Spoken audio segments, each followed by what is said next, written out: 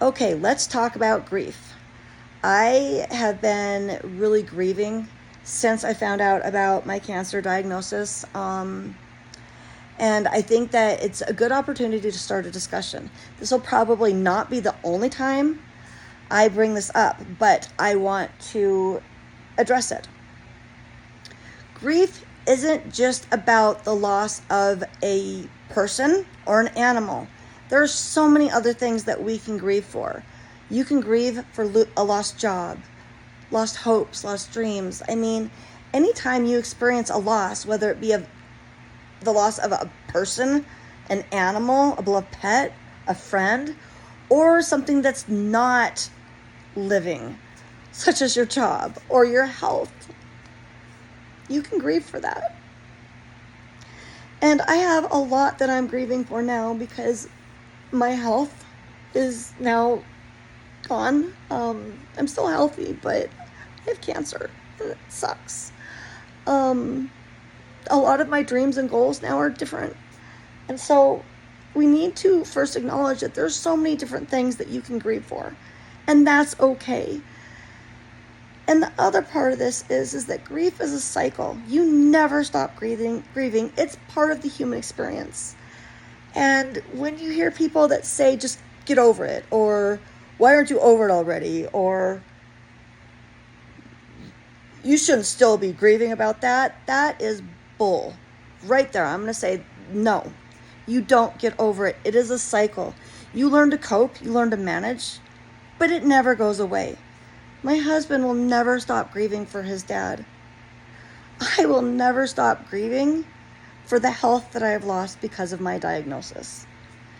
Does that mean we're going to be miserable for the rest of our lives? No, that doesn't. Because part of the grief cycle is learning to cope, learning to manage, especially when you're triggered. And that is where my practice of growth mindset and mindfulness is so important. I use those skills to help me with my grief and the process. Last week, I was thinking, what's the point anymore? I just want to give up. I can't do this anymore.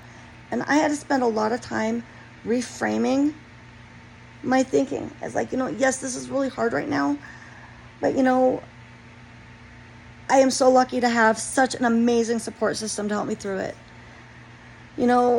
I am so scared of losing my job, but right now I can work and I'm going to focus on being the best school psychologist I can.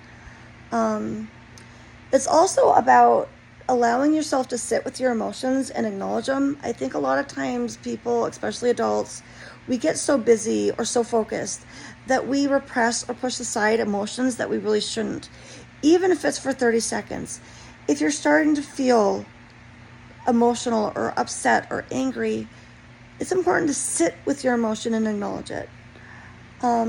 Because when we do that, it helps us better understand what is the reason that emotion is coming up.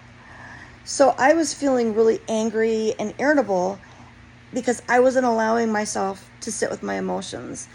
And when I did, I realized that a lot of my emotions that I was having and this depressive state that I was in was because I was feeling completely overwhelmed. I was feeling really scared about whether I was going to be able to go back to work. I was feeling anxious too because my daughter was in volleyball tryouts, and she found out her team. She made it on JV on Monday or Tuesday, I do believe. And so I was stressed about that. Lots of questioning whether I was making the right choices and all of that. And that was all wrapped in to my grief and my emotions that I was choosing not to acknowledge.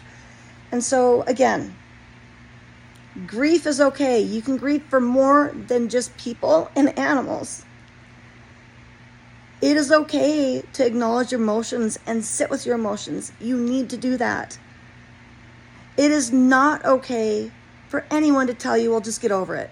Well, why aren't you over it already? No, grief is a cycle. Learn healthy coping.